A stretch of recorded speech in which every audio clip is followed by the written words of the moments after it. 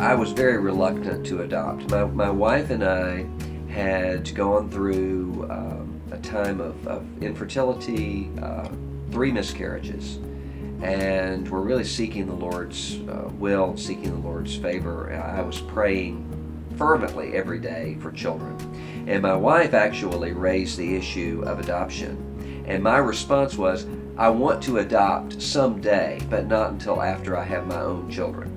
And so I was seeing adoption as being a secondary, second best type thing after I already had everything taken care of, so that I had my own children, was the way I was seeing it.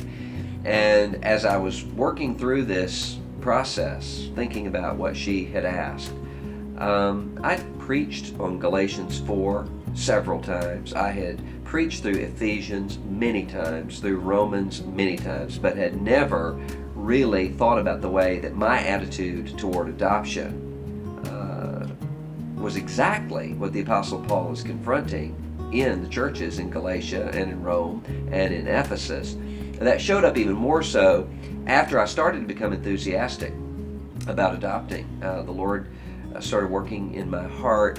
We had never known people who had adopted at that point. So we were almost, we'd known a few people, but this was an entirely different experience for us.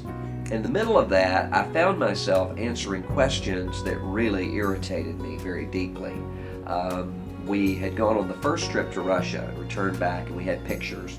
So we're showing people pictures of our boys, and the question that we consistently were asked, because it's 2 boys, is, well, are they brothers? And my response would be, well, yes, they are now. And people who were asking the question would say, yeah, but are they really brothers? And I would say, yeah, they are really brothers. They're our children. Yeah, but you know what I mean. And of course, what they meant was common bloodline, common DNA. And I recognized in that question my own prior assumptions.